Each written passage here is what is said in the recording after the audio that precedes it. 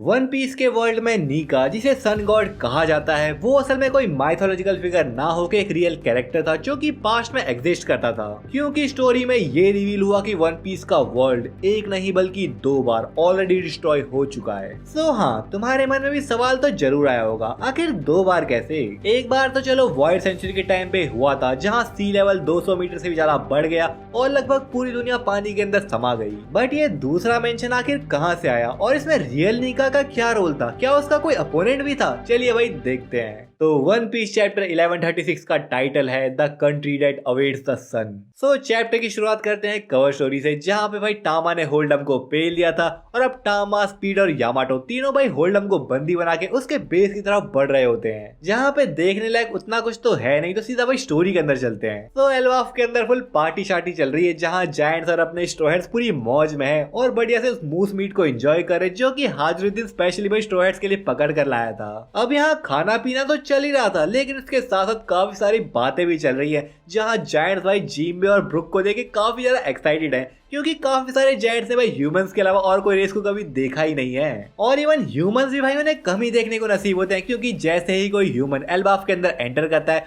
वो सीधा भाई देखता है सबसे पहले अंडरवर्ल्ड को, जिसको देख के उसकी गांव फट जाती है। वो भाई वहां से दुम दबा के खिसक लेता है और भाई जो एल्बाफ की रियल ब्यूटी है उसको एक्सपीरियंस ही नहीं कर पाता कभी। और वेल यहाँ पे ऐसे ही काफी सारी बातें चल रही होती है, और भाई जहाँ पे बातें चल रही है वहाँ पे ऊसॉप अपनी लंबी लंबी नफे कैसे हो सकता है भाई? तो यहाँ पे ऊसॉप जायंट्स को अपने एडवेंचर्स के किस्से सुना रहा होता है, जहाँ पे वो कहता है मैंने भाई ओर्स को पिला था, जिसे सुन के जायंट भी लाइक क्या बात कर रहा है? वही ओर्स ना जो कि एक लेजेंडरी वॉरियर था इवन अमंग जायंट्स। जिसके साथ साथ हम रोड को स्ट्रोहेड से माफी मांगते हुए भी देखते हैं, जिसे भाई गर्ड फोर्स करी थी कि चल चल माफी मांग इनसे। एंड वेल सीक्रेटली रोड भाई इस चीज को एंजॉय कर रहा था। लाइक वो ऐसा कहना चाहता है कि प्लीज मैं चाहता हूँ तुम मुझे अपनी थिक थाइस में दबा के मार दो ना अपने। खैर छोड़ो, अपनी फैंटेसीज को नहीं लाता हूँ इधर। सो वेल एनीवेज, जोरो तो भाई रोड की माफी से बिल्कुल भी खुश नहीं था और कहता कि अगर ऊसॉप ने मुझे रोका ना होता तो तेरा सर और तेरी बॉडी दोनों अलग हो चुकी होती। जिसको सुन के रोड तो अपने आप को डिफेंड करता है और कहता कि आखिर एल्बाफ में ऐसा कौन होगा जो कि सन गॉड बन के रूल ना करना चाहता हो? ये तो भाई हर जायंट का ड्रीम होता है। और जैसे ही रोड ने भाई सन गॉड को मेंशन किया, सारे जायंट्स भाई सन गॉड के बारे में अपने अलग ओपिनियंस देना शुरू कर देते, क्योंकि कोई नहीं जानता कि रियल सन गॉड कैसा था। सन गॉड के बारे में एल्बाफ की माइथोलॉजी उर्फ हेली के अंदर लिखा तो गया है, लेकिन सारी जो इन्फॉर्मेशन है वो भाई एंशिएंट लैंग्वेज के अंदर लिखी गई है, जिसकी वजह से न्यू जनरेशन की जायंट्स का उसको पढ़ना भाई पॉसिबल नहीं था। और इसी की वजह से सन गॉड के बारे में जायंट्स के काफी अलग विचार हैं, जहां कुछ का कहना है वो एक लिबरेटर था, कुछ का कहना है वो एक डिस्ट्रॉयर था, एंड सम भी लाइक अरे नहीं वो तो बस एक हंसने वाला गॉड था। इवन यहाँ पे हम सन गॉड नीका का एक कंप्लीट सिलुएट को भी देखते हैं, जिसमें उसके हाथ में इस टाइम स्वॉर्ड एंड स्पेयर ना होके स्वॉर्ड एंड शील्ड है, और उसके साथ ही उसका फॉर्म अब लूफी के गेयर फैन से कुछ ज्यादा ही सिमिलर लग रहा है, क्योंकि हमको अब नीका के सिलुएट में लूफी की तरह ही व्हाइट फ्लेम क्लाउड्स भी देखने को मिलते हैं, जो कि इस चीज को कंफर्म करता है कि लूफी का गियर 5 या मैं कहूँ हितो Nomi model नीका real sun god की पावर्स और उसकी विल को मैनिफेस्ट करता है। सो लास्ट टाइम वूज के पर्सपेक्टिव से हमने नीका के सिलुएट में स्वॉर्ड एंड स्पेयर देखा था, बट अब फाइनली ओडा सेंसेई ने उसको चेंज कर दिया टू स्वॉर्ड एंड शील्ड, जो कि एक बेटर रिप्रेजेंटेशन है, क्योंकि नीका की शील्ड सन को सिंबलाइज करी है, जहां करंट टाइमलाइन में भी नीका का सिंबल पूरी दुनिया में फैला हुआ है। फिर चाहे वो कुमा का रिलीजियस बिलीफ हो या चाहे डिफरेंट किंगडम्स लाइक फिशमैन, स्काइपिया, अलाबास्टा और इवन वानो के कोजुकी क्लैन का सिंबल हो। सो यहाँ पे जब नीका की बात चल रही होती है तो भाई जारुल कैसोली एक ऐसा बॉम्ब ड्रॉप करता है जो कि काफी शॉकिंग था। जारुल कहता कि वो लोग एंशिएंट लैंग्वेज को ट्रांसलेट तो नहीं कर सकते, लेकिन वो काफी टाइम से सुनते आए हैं कि ये जो वन पीस का वर्ल्ड है, उनकी जो दुनिया है वो ऑलरेडी 2 बार डिस्ट्रॉय हो चुकी है, और ये कहा गया है कि वर्ल्ड में जब भी कुछ बड़ा चेंज आने वाला होता है तभी भाई नीका अपीयर होता है। सो उसके मुताबिक ये कहना तो मुश्किल है कि क्या इस चेंज में नीका हीरो का रोल निभाता है या फिर डिस्ट्रॉयर का, बट एक चीज सर्टेन है, नीका के आने से जो भी पावर में लोग हैं वो थर थर कांपते हैं। सो देखो भाई लोग, एक बार तो हमने देख लिया कि वन पीस का वर्ल्ड डिस्ट्रॉय हो चुका है वॉइड सेंचुरी के टाइम पे, लेकिन उससे पहले भी एक बार वर्ल्ड डिस्ट्रॉय हो चुका है, और ये बात भाई इसी चीज को कंफर्म करती है। अब ऐसा कहने के पीछे मेरा ये रीजन है कि वन पीस की जो रेड लाइन है उसके टॉप में एक जगह है जिसको पांजिया कहा जाता है, और अगर तुम लोग रियल वर्ल्ड की हिस्ट्री के बारे में थोड़ी भाई रिसर्च करोगे तो पांजिया एक सुपर कॉन्टिनेंट था, जिससे भाई सारे जो आज के कॉन्टिनेंट है वो मिलके बने हैं। यानी कि सदियों साल पहले एक सुपर कॉन्टिनेंट हुआ करता था, जिसके आज सारे जो कॉन्टिनेंट्स है वो हिस्से हैं। हैं। एंड वेल आई बिलीव यहाँ पे ओडा सेंसे इसी चीज को भाई वन पीस वर्ल्ड के अंदर भी शो करना चाहते हैं,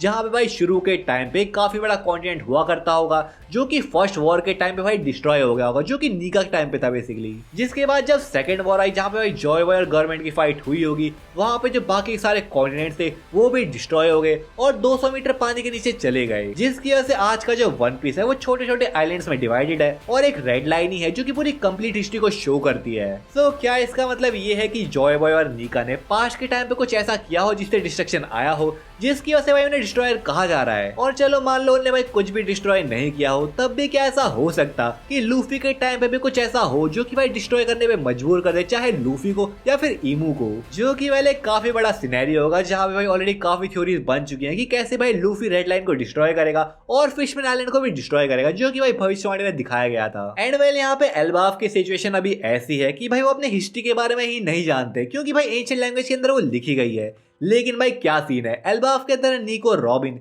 जो कि भाई एंशिएंट लैंग्वेज को पढ़ सकती है, तो क्या ऐसा हो सकता है कि भाई निको रॉबिन एल्बाफ की जो पूरी हिस्ट्री है, पूरी जो मिथ है, उसको भाई एल्बाफ के लोगों को बताए? सो वेल अब ये सन गॉड नीका, इससे भाई थोड़ा आगे चलते हैं, जहाँ पे भाई लूफी ने भी काफी बार नीका का नाम सुन लिया है, इवन बॉनी के मुंह से भी। और यहाँ पे जब लूफी जेंट्स के मुंह से सन गॉड के बारे में सुनता है तो वो समझ जाता है कि आखिर लोग उसे नीका नीका क्यों कह रहे हैं, क्योंकि नीका और लूफी का जो फॉर्म है वो काफी सिमिलर है। लेकिन लूफी कहता है अरे मुझे क्या यार, मैं कोई गॉड थोड़ी हूँ वैसे भी। जिसके बाद जारुल एक और चीज कहता है कि हाराल्ड और लोकी के बीच में जो भी कुछ हुआ था वो मे भी इसी चीज की वजह से हुआ होगा, क्योंकि वो खुद नीका बनने की कोशिश कर रहे थे। जहाँ पे भाई हम लोगों को बताया गया था कि जो रॉयल फैमिली है उनके पास एक स्पेशल टाइप का डेल फ्रूट था, जिसकी वजह से वो लोग समझ रहे थे कि मे भी ये नीका का फ्रूट हो सकता है और वो लोग नीका बन जाए। इसी की वजह से भाई यहाँ पे लोकी ने भी लड़ाई करी होगी और अपने फादर को मार के भाई वो फ्रूट खा लिया। सो यहाँ पे सारे जायंट्स लोकी के बारे में बात करने लगते हैं, जहाँ पे वो ये तक कहते कि किंग हाराल्ड को लोकी के पैदा होने से पहले ही एक प्रोफेसी की गई थी, जहाँ पे उसको कहा गया था कि उसका बेटा ही उसको मारेगा। एंड वेल देखो भाई ये चीज आज के टाइम पे सच भी हो गई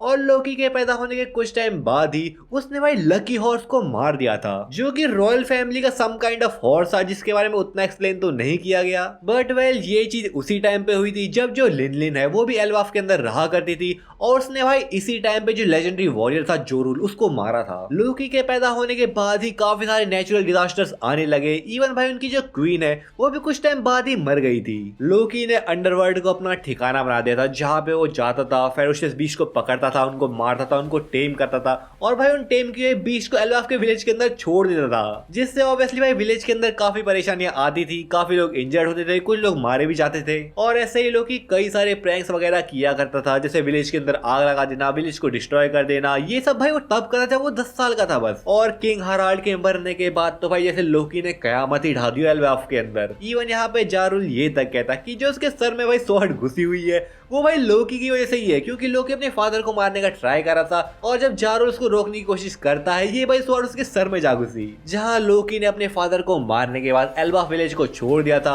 और वो पायरेट बनने के सफर पे निकल पड़ा और भाई पूरी दुनिया के अंदर दहशत फैलाने लगा। लेकिन आज से 6 साल पहले शैंक्स ने उसको पकड़ा और वापस से एल्बाफ में लाके छोड़ दिया और उसको कैप्चर करके रख दिया एल्बाफ के अंदर। जिसका मतलब समझ रहे हो तुम क्या भाई, शैंक्स लोकी को पकड़ने और उसको हराने की वजह से ये योंग को बना है, क्योंकि आज से करीब 6 साल पहले ही शैंक्स को भाई योंग का टाइटल मिला था। ऑल्दो यही एक इकलौती चीज नहीं है जिसकी वजह से भाई शैंक्स योंग को बनाए, ऑब्वियसली काफी सारे रीजंस रहे होंगे, लेकिन मेनली ये भी रीजन हो सकता है। सो लोकी की बात तो चली रही थी, लेकिन यहाँ पे जोरो नोटिस करता है कि भाई लूफी कुछ स्ट्रेंज बिहेव कर रहा है और वो उसको पकड़ के लेके जाता है और अकेले में बात करता है, जहाँ पे भाई लूफी सब कुछ बता देता है और जोरो कहता है तू पागल है क्या, वो बंदे वो भाई सब लोग हेट करते हैं तो उसकी बात सच क्यों मान रहा है। जिसको सुन के लूफी कहता है कि लोकी उसे शैंक्स की लोकेशन बताने वाला है, जिसको जानने के लिए ऑब्वियसली काफी एक्साइटेड है, क्योंकि भाई वो शैंक्स से मिलना चाहता है। जिसको सुन के जोरो भी कहता है अरे यार वो झूठ बोल रहा है, उसको कुछ नहीं पता होगा। सो यहाँ पे जोरो कहता है कि अच्छा ठीक है, लेकिन तू अकेले नहीं जाएगा लोकी के पास, मैं भी तेरे साथ चलूंगा। और भाई ये सारी बातें पीछे से आके नामी भी सुन लेती है, जो कि ऑब्वियसली भाई लूफी और जोरो की कैपेबिलिटीज पे डाउट करती है कि तुम दोनों मेरे बिना कहीं पहुंच भी सकते हो अकेले से। तो यहाँ पे अब नामी, जोरो और लूफी तीनों भाई लोकी की चाबी लेने एल्बाफ के कैसल के अंदर जाते हैं, जहाँ से वो जाएंगे लोकी को छुड़ाने के लिए और उससे बात करने के लिए। बट वेल तुम भी जानते हो और मैं भी जानता हूँ कि आखिर नामी ऐसे डेंजरस पर्सन से मिलने के लिए हाँ कैसे कर सकती है। तो भाई ऑब्वियसली उसका रीजन कुछ और है, जहाँ पे उसका मेन रीजन ऑब्वियसली मनी है, क्योंकि वो एल्बाफ के कैसल के अंदर पहले जाने वाले हैं तो वहाँ का ट्रेजर भाई नामी साफ करना चाहती है। जिसके बाद सीन चलता है अंडरवर्ल्ड की तरफ, जहाँ पे हम देखते हैं शैंक्स के भाई को और उस लड़की को जो कि लोकी से मिलते हैं और वो भाई लोकी को रिक्रूट करना चाहते हैं गॉड्स नाइट के लिए। बट वेल ऑब्वियसली यहाँ पे लोकी थोड़ा हंसने लग जाता है और उन लोगों को मना कर देता है और कहता है कि आखिर मैं तुम जैसे स्कम के साथ क्यों जुड़ूंगा। जिसके साथ साथ वो ये भी पूछता है कि क्या तुम दोनों टेंड्रीब्यूट हो, पर वो भाई कुछ कहते नहीं है उसे। जिसके बाद यहाँ पे शैंक्स और जो लड़की आपस में बातचीत करते हैं कि हमारे पास लोकी के बारे में क्या इन्फॉर्मेशन है, जहाँ पे वो लड़की कहती है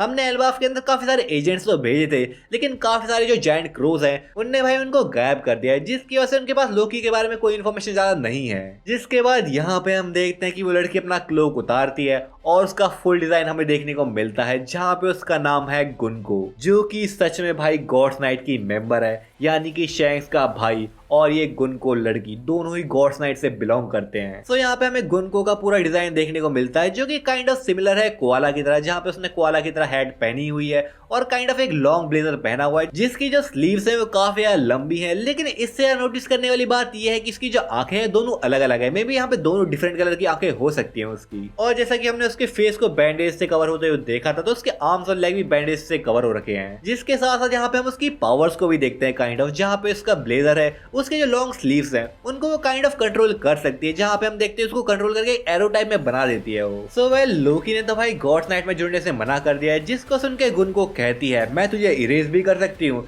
लेकिन यहाँ पे फिर वो शैंक्स कहता है इतना जल्दी हेस्टी मत बन गुनको। और जैसे यहाँ पे वो बातें कर रहे होते हैं सडनली उनके सामने एक काफी बड़ा सा वुल्फ आ जाता है जो कि लोकी को प्रोटेक्ट करने का ट्राई करता है। एंड लोकी भी ऑल्सो लाइक हाँ वुल्फ खा जा, इनको मजा आएगा एकदम। बट जैसे ही यहाँ पे वुल्फ गुनको के पास बढ़ता है वो उसको रुकने के लिए पीछे कहती है और अपनी पावर्स को यूज करती और अपनी बैंडेज को उसके गर्दन पे लपेट देती और उसको भाई हवा में उड़ा देती है। जिसको देख के लोकी अपने फ्रेंड वुल्फ के लिए थोड़ा चिल्लाता है एंड शैंक्स भी लाइक क्या इस क्रिएचर की जान के बदले तू हमारे साथ जुड़ना चाहेगा। बट फिर लोकी कहता है अच्छा तो तुम्हें मुझसे ये डील करनी है, well then this is sadly your fate my friend, क्योंकि वो वुल्फ को कहता है रेस्ट इन पीस। जहां लोकी कहता है कि तेरे मरने से मुझे गुस्सा तो आएगा, मैं सैड तो फील करूंगा, बट एक वॉरियर डेथ के सामने अपना कंपोजर नहीं खोता। मैं तेरे मरने की रेज को अपने अंदर दबा के रखूंगा और पूरे वर्ल्ड को डिस्ट्रॉय कर दूंगा। सो वेल यहाँ पे भाई लोकी काफी तगड़े तगड़े डायलॉग मारा है कि कैसे वॉरियर को काम रहना चाहिए डेथ के सामने भी वगैरह वगैरह। बट एनीवेज यहाँ पे ऐसा सीन है